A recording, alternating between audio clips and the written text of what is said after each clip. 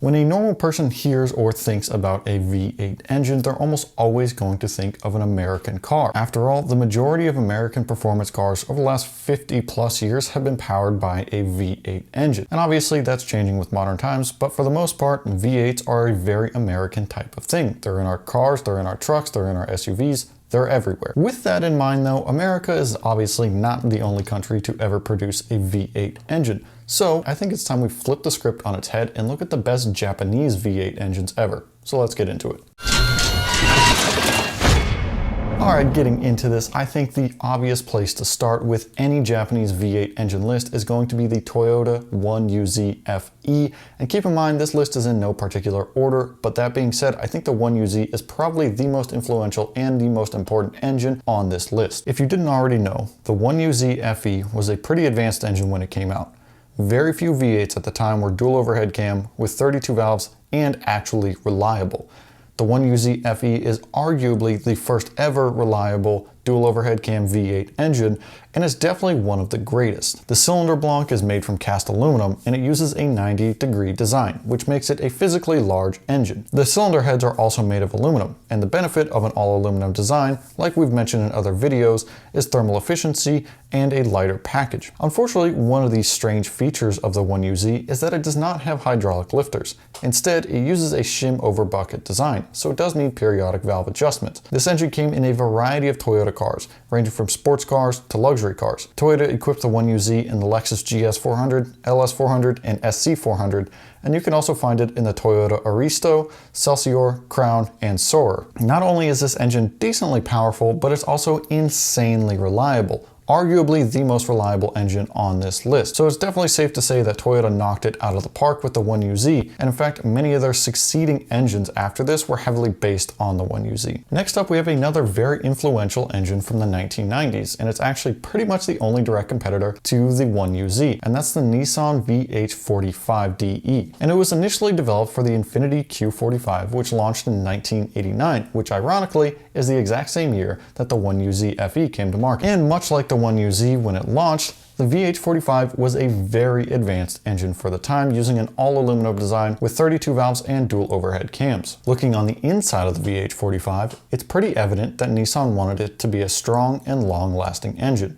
It uses a forged crank, forged connecting rods, 6-bolt main caps, and a full-length girdle. Up top you'll find Nissan's variable valve timing system, VTC, but it wasn't used on all VH45DEs. A lot of you might be wondering how the VH45 stacks up to the later VH41, and although these two engines are extremely similar, the major difference is the decreased stroke of the VH41. The cylinder heads on the VH41 supposedly flow more air. On top of that, the VH41 is physically smaller and reportedly more, quote, over-engineered, but that's just hearsay. That takes us forward to the next Nissan V8 engine on the list, and this time around it was specifically designed for trucks and SUVs. And this is the first time that Nissan had ever developed a V8 engine for truck and SUV applications, and that's the VK56DE. Of course, Nissan could have used a smaller engine such as the VK45DE, but when they were bringing the Titan to the US market, they knew that they were going to need something more powerful that was going to help their truck become more capable with towing and hauling, so more displacement was needed.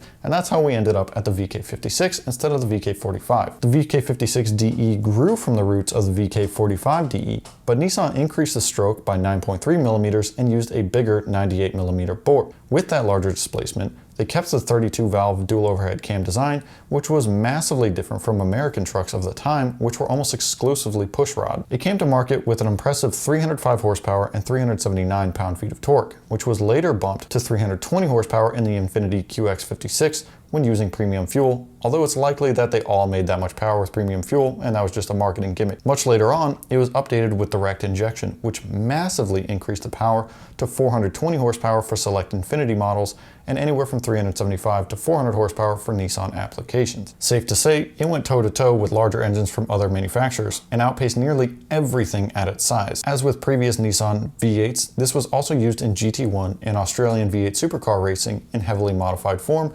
outputting an insane 650 horsepower. That takes us to the next engine on the list, which is technically developed and built by Toyota, but we've never seen it in anything other than a Lexus application, and that's the 2UR GSE. The UR engine family as a whole was designed to replace the UZ engine family, and the 2UR GSE specifically represents the pinnacle of performance in the UR engine family, or for Toyota performance in general. This particular engine was developed in collaboration with Yamaha, who has been working with Toyota for many decades and have helped them with the development of numerous other engines, including the 1JZ. The 2UR GSE has an impressively high 11.8 to 1 compression ratio, direct fuel injection, and initially produced 416 horsepower and 371 pound-feet of torque when offered in the ISF. Later on, when the same engine was used in the RCF and the GSF, it got a compression bump, which led to an additional 51 horsepower. Currently, it's being used in the LC500 Coupe, where it produces 471 horsepower and 398 pound-feet of torque.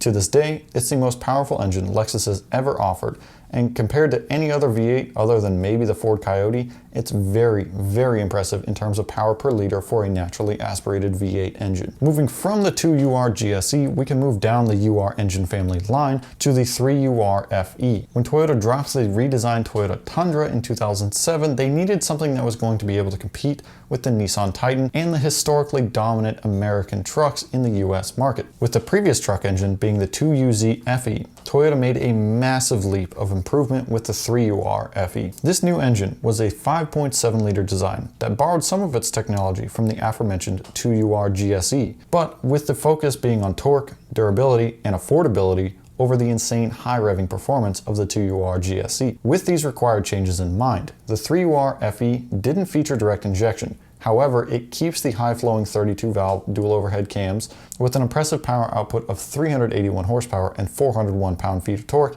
at the time of its introduction, which were strong numbers for any V8 engine of the time. This engine can be found in the Toyota Tundra and Sequoia, as well as the Lexus LX570 and the Toyota Land Cruiser. And really, it was such a success that it has had almost no major changes for its entire production run. And it wasn't until recently in 2022 that we saw it replaced in the Toyota Tundra. However, it is still available in select markets. With the road-going engines out of the way, I think there are some other V8 engines that we should mention on this list, but they're not technically road legal. These are race engines. And the first one comes from Nissan, and that's the VRH35L, which you can find in the R390 GT1 race car. Keep in mind, there is technically an R390 road car, but officially only one has been built, but the rest of them fall under the scope of a GT1 race car. This is a twin-turbo 3.5 liter V8 with dual overhead cams, 4 valves per cylinder, an 85mm bore and 77mm stroke, with an all-aluminum design, producing a very, very impressive, for the time, 641 horsepower and 520 pound-feet of torque. But none of this is what makes this engine worthy of being on this list. What made me put it on this list is the fact that one of the most popular and successful supercar manufacturers in the world powers every single one of their current cars with an engine that's almost entirely based on the VRH35L, and that's McLaren. That's right, everything from the early MP4-12C to the P1 all the way up to the 720S are all using one V8 engine family from McLaren that's based on the VRH35 after McLaren bought the rights to the engine from TWR. Obviously, McLaren made changes as needed, but considering they had to buy the rights to the engine, it's pretty obvious that all modern McLarens are using an engine that's heavily based on the VRH35, which for my dollar makes it one of the best Japanese V8 engines ever. There's some other Japanese V8 engines I wanted to mention on this list, but I only had so much room. I could only make this video so long.